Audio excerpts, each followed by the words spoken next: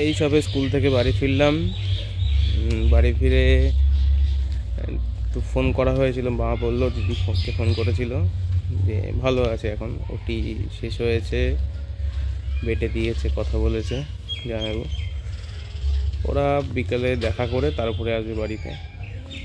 এই জাস্ট একটু আগে দিদি ভিডিও কল করেছিল, জামাইবুর সাথে দেখা হলো ভিডিও কলে আর কি। জামাইবু ব্যথা হচ্ছে, বেশিক্ষণ না, দিদি ভিজিটিং আওয়ার্সে ভিডিও কলে দেখালো আর কি। ভালো আছে এখন, দেখা যাক, পুরোপুরি সুস্থ না হলে তো বলা যাবে না। আশা করছি ভালোই হবে, সবাই একটু প্রে করবেন। যাই হোক, এই ছাদে এলাম আর কি। ছাদে এসে গাছগুলোতে একটু একটু করে জল দিয়ে দিলাম, কারণ মাকে বলেছিলাম, মা হয়তো সময় পাইনি। যাই হোক, একটু আজকে টেনশনেও ছিল সারাদিন, আমি জল দিয়ে দিলাম এখন আর কি। আর দিদিরা আজকে রাতে চলে আসবে, হয়তো বেরিয়েও গেছে ওখান থেকে, ডিসিশন হসপিটাল থেকে।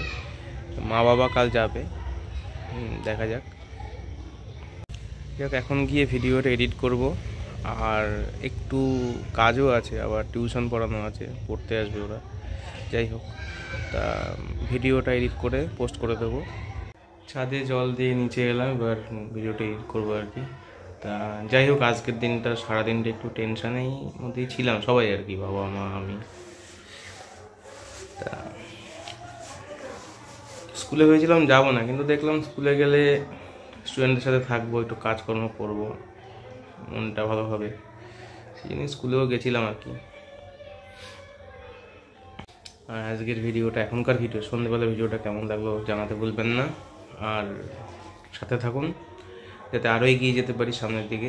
আপনারা পাশে থাকলে একটু এগিয়ে যেতে পারবো ইউটিউবের মাধ্যমে আর কি। মানে এই প্ল্যাটফর্মটা নতুন আমার কাছে, হয়তো আগে চেষ্টা করলে হতো, আগে আমার তো সাহস ছিল না ক্যামেরা সেন্ট্রিক হওয়ার। তো এবার সাহসটা একটু পেয়েছি আর কি, নিজের থেকে এসে সাহসটা। আপনারা একটু হেল্প করবেন, তাহলে এগিয়ে যেতে পারবো। আর যারা এখনও সাবস্ক্রাইব করেননি, একটু সাবস্ক্রাইব করে দেবেন চ্যানেলটাকে।